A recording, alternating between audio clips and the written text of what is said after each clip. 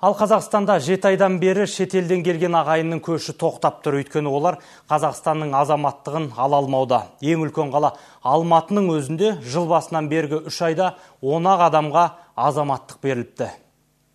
Мәселенің мәні тарап кеткен парламенттің қазақ диаспоралары отырған елдердің заң ерекшеліктерін ескермеген сауатсыздығында. Яғни олар Қазақстанда қос азаматтылық жоқ деп, келген ағайын өзге елдің азаматы болмау керек деген бап енгізген. Ал 1,5 миллион қазақ отырған Қытайда өз еркімен азаматтықтан шығу өте қиын.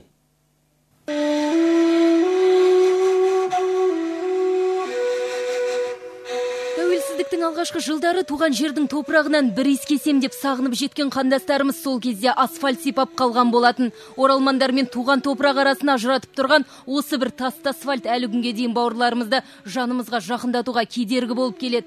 Көш қарқыны баяулады, шешілмеген түйін көбейді, азаматтық берілу ақсаңдап қалды. Құжат жиыстырып, рәсімдеу шараларының барлығын арадағы делдалдар дендеп алған. Бұрынырақта жатақхана арқылы тұрақты тіркеуге тұруға рұқсат етілсе, бүгінде оған тыйым салынып, арадағы қайшылықтар көбейген дейді оралман ағайын. Қазір үшінші курспыз ғой.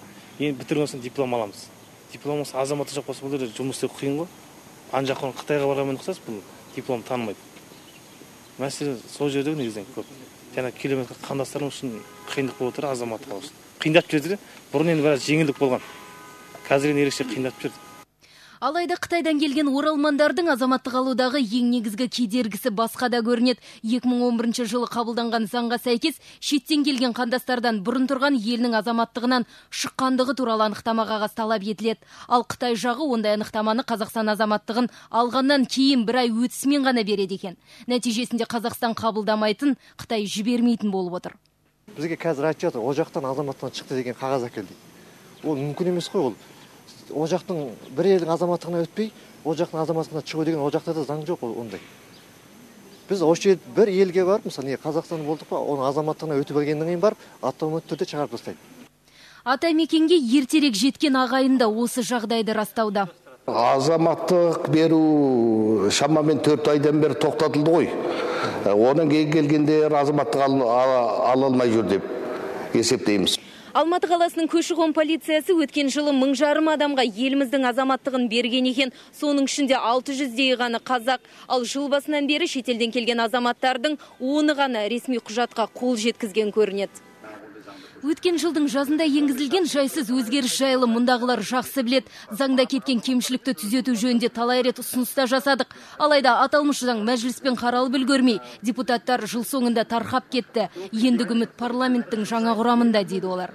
Бұл жерде келіп жатқан азаматтардың нелерін тыңдап, жаңағы ұсыныстар енгізіп жібергенбіз. Ол ескеріліп жатқан жоқ. Осы күнде, осы жақын уақытта ол заң өзгерістер енгізіледі. Жаңа бұрынғы сияқты азаматтыққа жаңа өтінішпен солай қабылданатын. Сонда да жаңа жеңілдетілген түрде азаматтыққа қабылдап, жұмыстар осы енді 1 ай 2 ай көлемінде шешіледі деп ойлаймыз.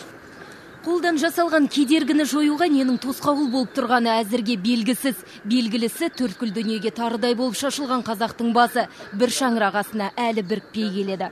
Жанар Жолтаева, Ернар Құсайынов, Ренат Абылқайыров, Информбюро 1 арна, Алматыдан.